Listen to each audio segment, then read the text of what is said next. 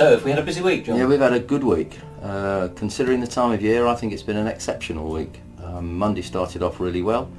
Good selection of cars from some really good vendors, some good main agents, Barrett's, Lipscombs, etc. Put some nice quality stock in. We topped it off with some cars from a finance company, which were really good quality stock. They had 16 cars in, and they were all ready for retail, low mileage, fell into a good price range of between £6,000 and £10,000 or thereabouts. It's the kind of stock that's in short supply and everybody wants to buy. So people came from far and wide to buy them, and they sold really well.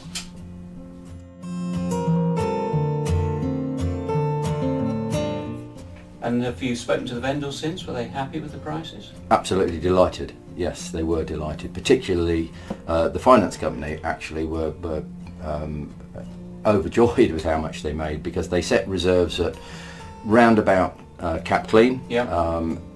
The bidding pretty much started at cap clean and moved on from there. I think the total reserves came to, or total cap figures came to about a 93 or 4,000 pounds, and the realised values are about 102 or 3,000 pounds.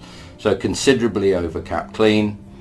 For most of the cars, all 16 cars found a home straight away.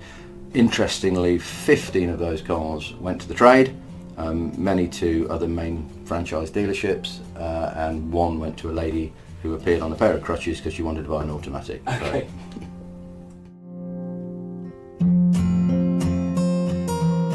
Comparing cap clean to the prices that are being realised at auction now, what's your take on that?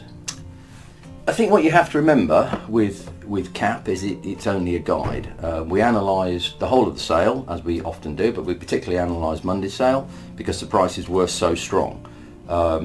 Cap clean did reflect several, but not all of them. A lot of it is down to the desirability of the car, and some cars, as always, are much more saleable than others. And I think at the moment, because stock is in such short supply, people purely just look at a retail value, take their margin out of it and work back from that, and that becomes their guide regardless of what cap is. So I think people have to be careful with cap.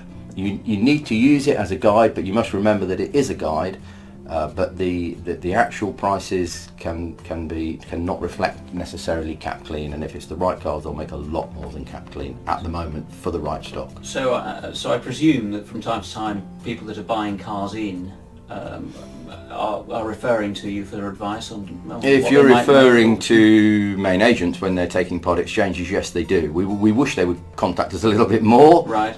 Many of them do. They use us as a valuation tool, which is great, and we like that, and we've got good relationships with most of them. But it's critical that they phone us if they're in any doubt.